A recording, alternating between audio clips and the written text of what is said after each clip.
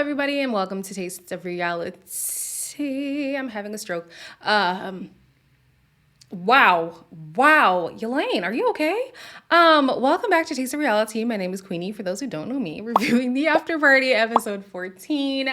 Like, comment, share, and subscribe as usual. This week on the panel we have Mark, Jasmina, and Mary Radzinski. Yes.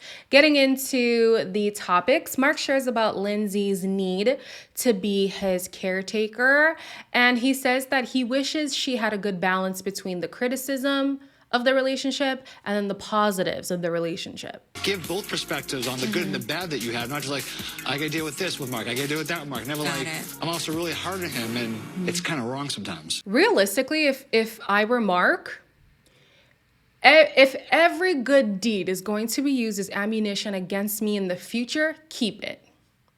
I don't need you helping me and then reminding me of all the times you helped me and kind of using it to make yourself the victim. See, I do all these things and you do nothing. You do nothing. Keep it. Keep your help. I don't want it. So with him, he's not even opposed to the criticism that she shares. He just wishes she would also affirm the relationship because he's not a dud. He's not a piss poor husband. He's really putting in the work. And if I was to say who's doing more in this relationship, I would honestly say him. I feel like he dies to self, and I know that's a biblical phrase. I don't know how else to say it, but he does more dying to self in this relationship than she does. Later on, he also does explain that him calling her hyper wasn't like an overall character description, but like she literally was hyper that morning. She doesn't just like kind of wrestle, like she goes like all the strength in her body. And I'm like, yo, like, stop. So Jasmina chimes in and says that Lindsay does use everything as an excuse and makes herself the victim, which is absolutely true. But then she says it's irritating to have to watch Mark apologize for things he didn't do. While I do agree, where was this energy for Olajuwon? Because then Keisha was like, oh, yeah, Lindsay, we're not coming for you. She's like, no, I am. And I'm like, hold on. So you can see these issues in Lindsay and call her out for it, but you can't do that for Olajuwon? And it's crazy to me because if I was to say who has been worse in their marriages, I would say Olajuwon. But is it because he is known to have ADHD, so people give him a pass? Is that what it is? I am assuming here. This is all assumption, allegedly. But I feel like people are giving him a pass because of his diagnosis. Whereas with Lindsay, you know, people have the vim. Give it to him too. This is not a double standard. Come on, y'all. Jasmina goes on to talk about the date with the medium, and she's commended for finally putting her guard down. We can see you softening. And that hard shell, because you had your little hard shell. You damn right I had that hard shell. It is beginning to crack some. Mm-hmm. Based off of the after parties, the way she would get so emotional just talking about Michael, you could tell that there was a shift at some point in the experiment. And I'm assuming if it wasn't last week, it is definitely this week. And I love that for them because honestly, the arguing was exhausting. Even if they're not in a place of romance, I would rather see them here as friends than as enemies. Both Mark and Jasmina also share that there were more moments that didn't get caught on camera, including Mark just having a grand old time. He goes crazy for NSYNC and Backstreet Boys. Really? That was the floor for him. Okay. And I thought that was it was so much fun just to dance and just not care about anything. I wish we could have seen some footage of this.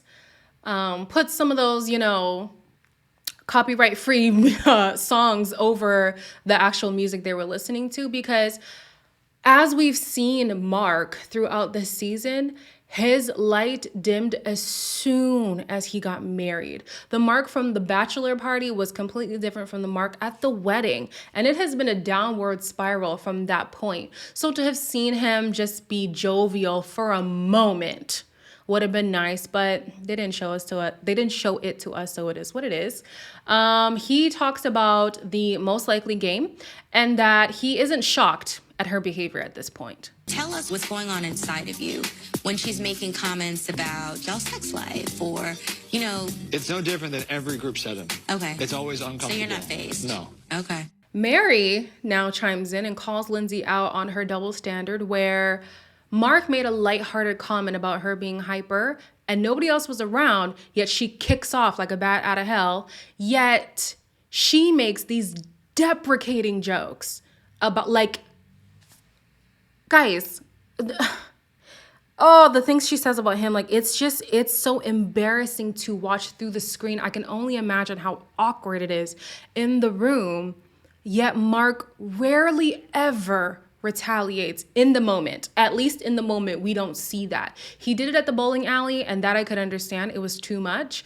But, like, he remains composed. But she wants to kick off at your hyper. Girl, if you don't get it together, you are a grown-ass woman. This is embarrassing. Jasmina chimes in again and says that she has taken the time to call Lindsay out on her behavior. You have to compromise as well, but she's very hard-headed on if her man will accept her for who she is, and if they don't accept her, then that's not the person for her. And I'm like, so then why are you trying to get him to change? Okay. At this point, it's gonna have to take a behavioral therapist or something. Like, it's too much. It's too much. She needs a cognitive evaluation. And I'm not even saying that to be shady. I genuinely think that there's something not quite right emotionally, mentally. And until that is in check, this is going to be a continuous cycle. Her response to, Lindsay's response to Jasmina challenging her is that this is just the way that I am. And in as much as there are some things about each of us that just are the way that they are, don't be surprised if when you look around at some point in your life and people have decided they don't want to deal with things that you could have changed and you decided not to, don't be shocked.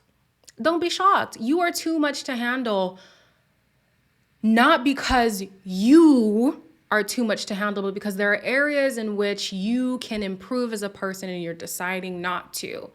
And it gets exhausting. People don't want to have to call on an adult. People don't want to always be on guard of like, oh, Lindsay's in the room. Okay, everybody brace yourself. No one wants to do that. And the fact that her family and friends even like primed Mark to be that person to tell her no, to put her in her place, that's not his job. He did not sign up for that. He signed up for a partner, not to babysit.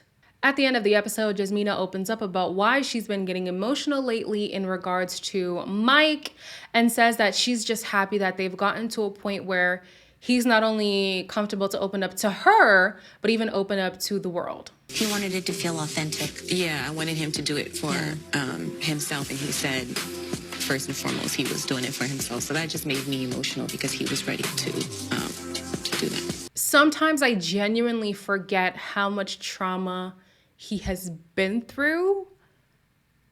I genuinely do. And so her constantly bringing up the fact that he's closed off makes sense when you think of all of the grief that he's experienced and like the people who he's the most closest to leave, not like removing themselves, but they're like taken from him. So it's like, why invest yourself in something when you have the notion that every good thing comes to an end at some point? Like, I understand that kind of hurt. So to see him open up, to see him let her in is heartwarming, not only for us, but for her. This is what she's been asking for and she's getting it. So hopefully there's some future between the two of them. That's all I got for the after party. As always, like, comment, share, and subscribe. And I'll see you guys in the next one.